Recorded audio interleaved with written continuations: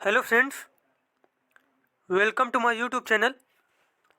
आज हम लोग सीडीपी के 30 मोस्ट इम्पॉर्टेंट क्वेश्चन की प्रैक्टिस करेंगे, जो सीटेट पेपर 1 और पेपर 2 दोनों के लिए बेहद ही महत्वपूर्ण है। और अगर आपको वीडियो अच्छा लगे तो चैनल को सब्सक्राइब करें, वीडियो को लाइक करें, कमेंट करें। चलिए देखते हैं हम लोग। यहाँ पे पहला क्वेश्चन दिया गया है। पहला क्वेश्चन आपसे पूछा गया है, बुद्धि लब्धि और भाषा संबंधी योग्यता में घनिष्ठ संबंध होता है, यह विचार किसका है? लावेल तथा मार्केल का, स्पाइकर तथा इरविन का, फिशर और यम्बा का, या फिर टरमैन का? तो यहाँ पे करेक्ट आंसर हो जाएगा, यह विचार है स्पाइकर तथा इरविन का। तो यहाँ पे बी ऑप्शन बिल्कुल ही सही हो जाएगा।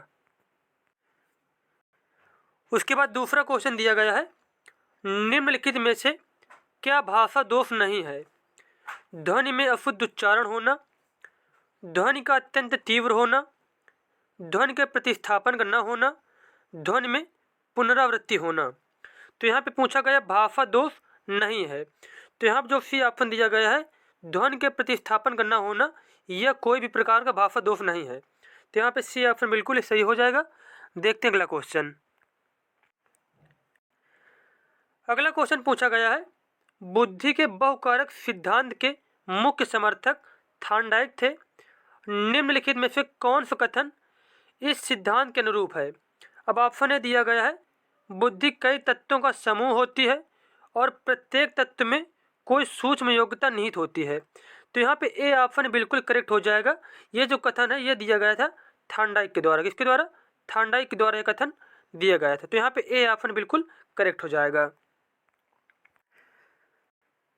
उसके बाद फोर्थ नंबर क्वेश्चन पूछा गया है, क्रिस्टलाइज्ड संबंधित है। मानसिक विकार को समझने की एक सामान्य योग्यता। बी ऑप्शन दिया गया है, व्यवहार संबंधी विकारों को दूर करने से संबंधित एक सामान्य योग्यता। सी ऑप्शन दिया गया है, अनुभव अधिगम तथा वातावरण संबंधी कारकों पर आधारित एक सामान्य योग्यता। और डी ऑप्शन दिया गया है, पठन विकार पर आधारित एक सामान्य योग्यता। एक ही कक्षा शिक्षण का निष्पादन भिन्न भिन्न होता है। तो यहाँ जो क्रिस्टलाइज दिया गया है, ये संबंधित है अनुभव अधिगम तथा वातावरण संबंधी कारकों पर आधारित एक सामान्य योग्यता है ये। तो यहाँ पे सी ऑप्शन बिल्कुल ही सही हो जाएगा। उसके बाद 5 नंबर क्वेश्चन पूछा गया आपसे, प्रारंभ में आत्मा का प्रयोग किस शास्त्र में किया जाता था? अर्थशास्त्र में, दर्शन शास्त्र में, समाज शास्त्र में, या फिर शिक्षा शास्त्र में? तो यहाँ पे करेक्ट आंसर हो जाएगा दर्शन शास्त्र में। प्रारंभ में आत्मा का प्रयोग कहाँ पे किया जाता था? दर्शन शास्त्र में किया जाता था। उसके बाद 6 नंबर क्वेश्चन आपसे पूछा गया है, बाल केंद्रित शिक्षा द्वारा निम्नलिखित में से क्या संभव नहीं हो सकता?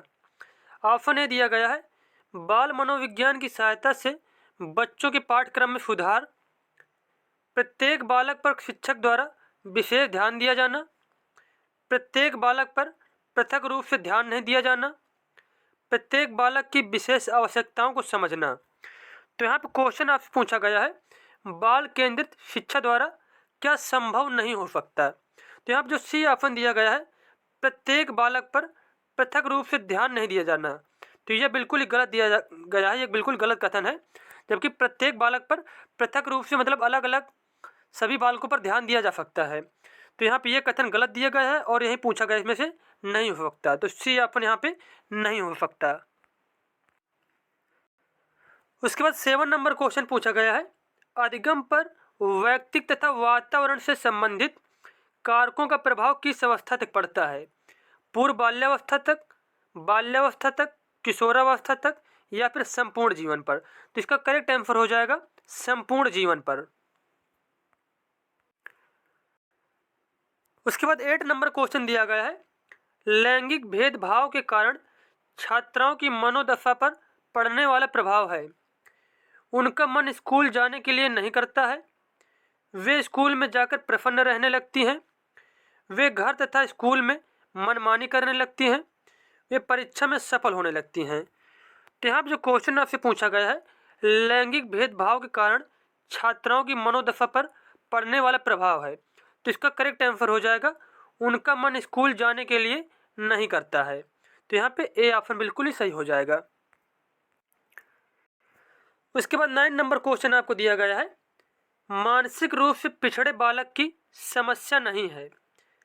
ऑप्शन ए दिया गया असफलता का भय न होना, धीमी गति से सीखना, आत्मविश्वास में कमी, सीमित संप्रेषण। तो यहाँ पे जो क्वेश्चन पूछा गया है कि मानसिक रूप से पिछड़े बालक की समस्या नहीं है, तो जो ए ऑप्शन यहाँ पर दिया गया है असफलता का भय न होना, यह क्या पिछड़े बालक की समस्या नहीं है। उसके बाद 10 नंबर क्वेश्चन दिया गया है, आपकी कक्षा का एक बच्चा किसी समस्या को समझने का प्रयास कर रहा है, आप उस बच्चे के विषय में क्या कहेंगे। अब ऑप्शन आपको दिए गए हैं। ए ऑप्शन दिया गया है, बच्चा सामान्य सोच वाला है, बच्चे की बुद्धि लब्धि 70 से कम है, बच्चे में वैज्ञानिक सोच का विकास हो रहा है, बच्चे का मन पढ़ाई में न लगकर इधर उधर की बातों में लग रहा है। तो यहाँ पे करेक्ट आंसर हो जाएगा, बच्चे में वैज्ञानिक सोच का विकास हो रहा है। उसके बाद अगला क्वेश्चन दिया गया है, शिक्षार्थियों के मूल्यांकन के लिए सामान्यतः निबंधात्मक प्रश्नों का प्रयोग किया जाता है। इस प्रकार के प्रश्नों की सबसे बड़ी खामी क्या है। खामी मतलब कमी क्या है। इन प्रश्नों में वस्तुनिष्ठता एवं विश्वसनीयता की कमी होती है। ये प्रश्न विद्यार्थी के लेखन कौशल की जांच के लिए सही नहीं होते हैं। इन प्रश्नों की सहायता से किसी प्रकार का मूल्यांकन संभव नहीं। और डी ऑप्शन दिया गया है, इन प्रश्नों से कल्पनाशीलता का विकास होता है। तो यहाँ जो आप क्वेश्चन पूछा गया है कि शिक्षार्थियों के मूल्यांकन के लिए सामान्यतः निबंधात्मक प्रश्नों का प्रयोग किया जाता है, तो इन प्रश्नों की कमी क्या होती है।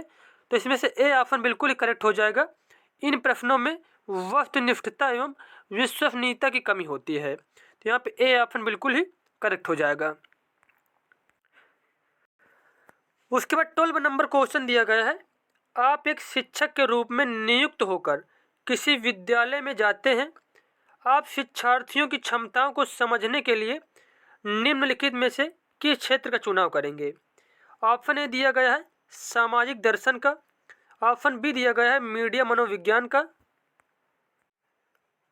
उसके बाद सी ऑप्शन दिया गया है शिक्षा समाजशास्त्र का, और डी ऑप्शन दिया गया है शिक्षा का। तो यहाँ पे करेक्ट आंसर हो जाएगा शिक्षा का। कोई शिक्षक चुनकर किसी स्कूल में पढ़ाने के लिए जाता है तो उसको शिक्षा का सबसे पहले प्रयोग करना चाहिए। उसके बाद नेक्स्ट क्वेश्चन आपको दिया गया है, मनोविज्ञान सतत एवं व्यापक मूल्यांकन के बारे में निम्नलिखित में से कौन सा कथन असत्य है।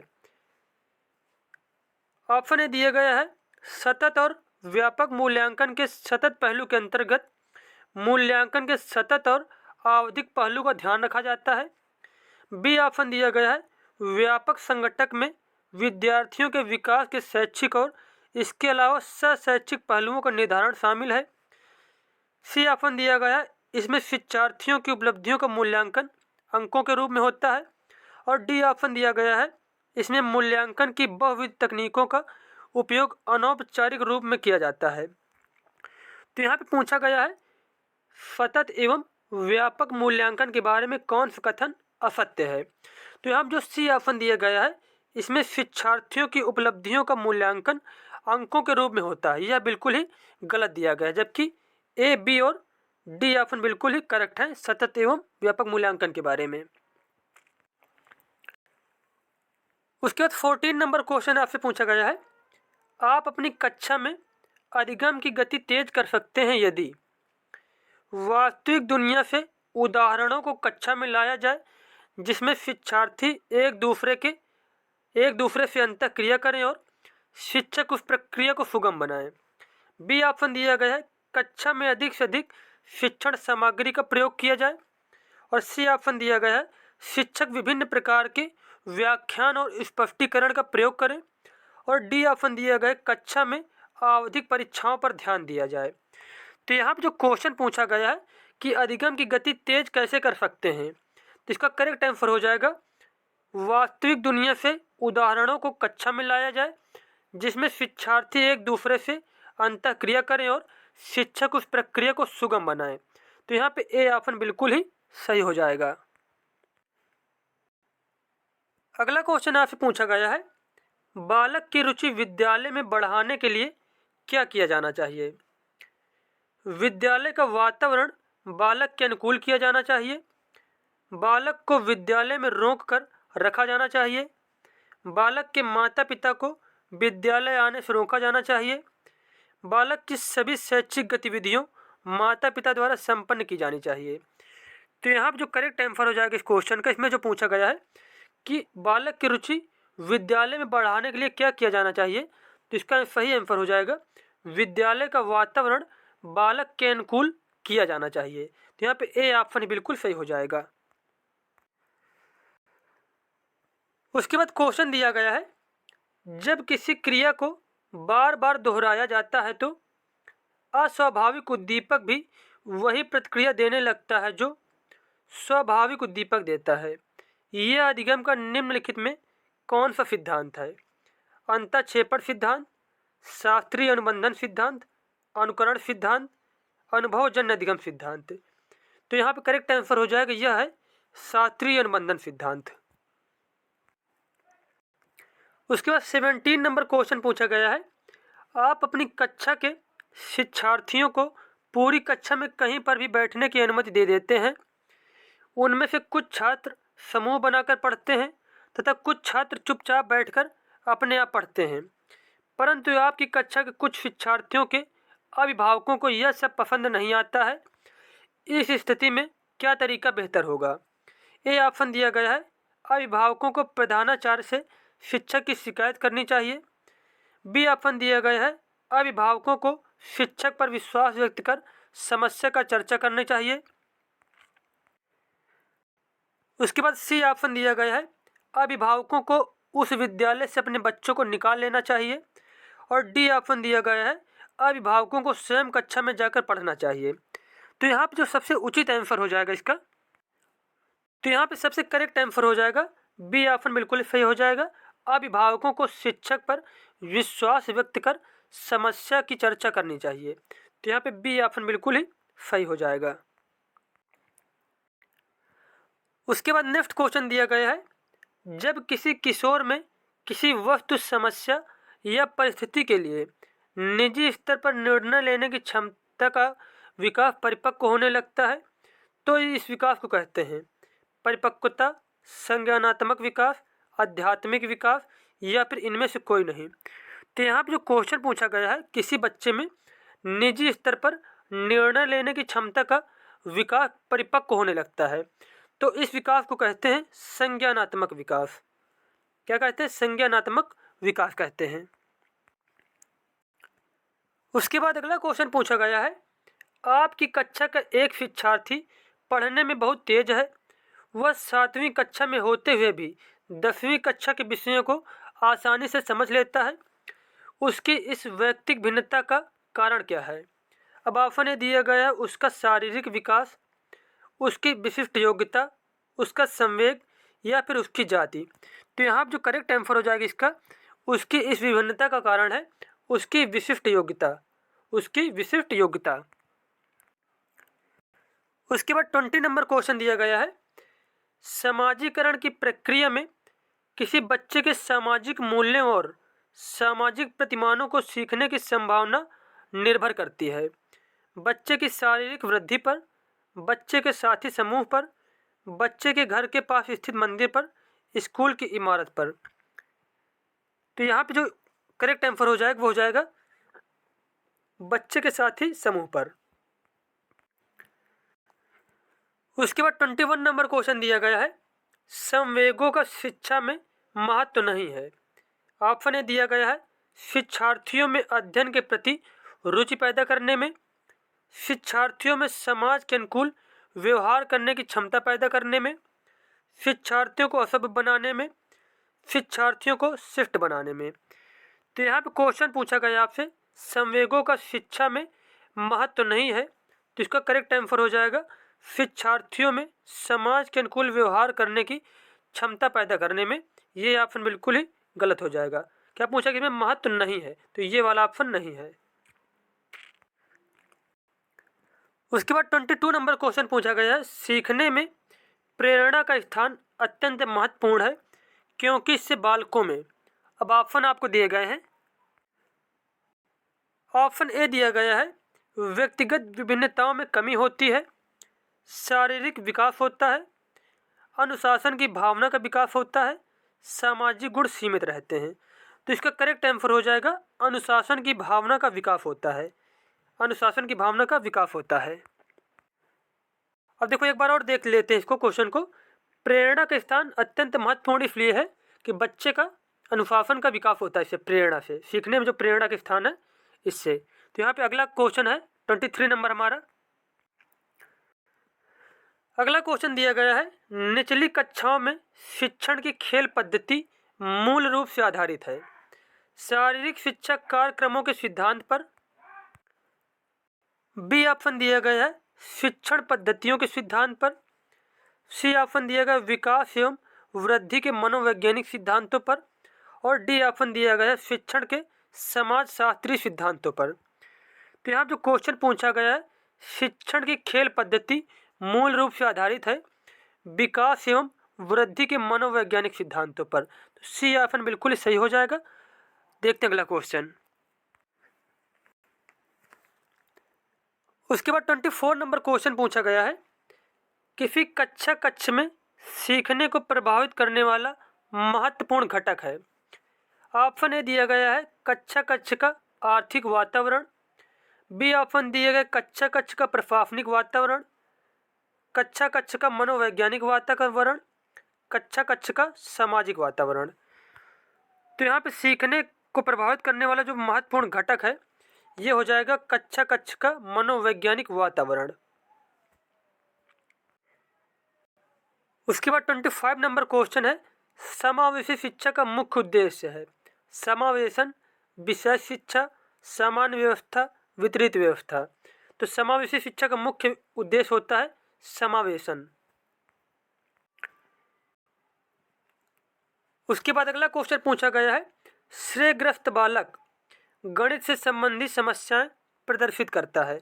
इसका करेक्ट आंसर हो जाएगा डिसकैलकुलिया। जहाँ पे लिखा है दी, यहाँ पे कर लीजिए डिसकैलकुलिया से संबंधित व्यक्ति जो होता है उसे गणित से संबंधित समस्याएं होती हैं। तो बी ऑप्शन यहाँ पे बिल्कुल करेक्ट हो जाएगा। अगला क्वेश्चन दिया गया है बुद्धि परीक्षण वे बुद्धि परीक्षण है जिनमें अमूर्त चित्रों, निर्जीव पदार्थों, ज्यामितीय चित्रों आदि का प्रयोग होता है।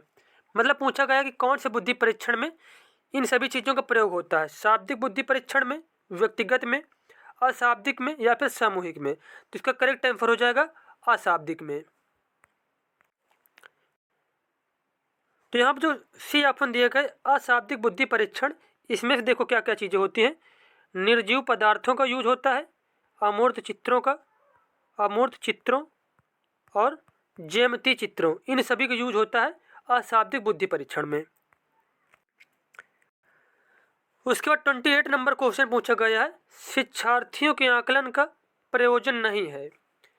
शिक्षार्थियों के व्यक्तित्व के सभी पक्षों को जांचना, शिक्षार्थियों के प्रगति को अभिलेखित करना, स्व आकलन के माध्यम से शिक्षार्थियों को अधिगम प्रक्रिया में शामिल करना, शिक्षक तथा शिक्षार्थी के मध्य सहयोगात्मक कार्यकलाप के प्रयास को धीमा करना। तो यहाँ पे पूछा गया शिक्षार्थियों के आकलन का प्रयोजन नहीं है। तो जो डी ऑप्शन दिया गया है शिक्षक तथा शिक्षार्थी के मध्य सहयोगात्मक कार्यकलाप के प्रयास को धीमा करना, तो ये क्या बिल्कुल ही गलत दिया गया है। जबकि आकलन का प्रयोग क्या है, सहयोगात्मक कार्यकलाप को शिक्षक और शिक्षार्थी के बीच बढ़ाना चाहिए। तो डी ऑप्शन बिल्कुल गलत हो जाएगा। उसके बाद 29 नंबर क्वेश्चन दिया गया है यदि सीखने वाले में सीखने की का अभाव होगा तो सीखना कठिन हो जाता है। मतलब पूछा गया है कि सीखने की किस चीज़ का अभाव होगा तो सीखना कठिन हो जाएगा। ऑप्शन ए दिया गया अभिप्रेरणा, ऑप्शन बी दिया गया तत्परता, ऑप्शन सी दिया गया अभिवृत्ति और ऑप्शन दिया गया ये सभी। तो इसका आंसर हो जाएगा ये सभी। ये किसी भी चीज़ की अगर कमी है बच्चे में तो क्या होगा, सीखना कठिन हो जाएगा। चाहे वो अभिप्रेरणा हो, चाहे फिर तत्परता हो, तत्परता हो या फिर अभिवृत्ति हो। अगर इन तीनों में किसी एक भी कमी है बच्चे में तो क्या है, सीखना कठिन हो जाएगा। तो इसका आंसर हो जाएगा ये सभी। उसके बाद 30 नंबर क्वेश्चन दिया गया है के फलस्वरूप बालकों में होने वाले विभिन्न प्रकार के परिवर्तनों को न तो प्रत्यक्ष रूप से देखा जा सकता है और ना ही इनका मापन किया जा सकता है। तो किसके फलस्वरूप इसमें पूछा गया है? वृद्धि के फलस्वरूप, विकास के फलस्वरूप, व्यक्तित्व के फलस्वरूप या फिर समायोजन के फलस्वरूप।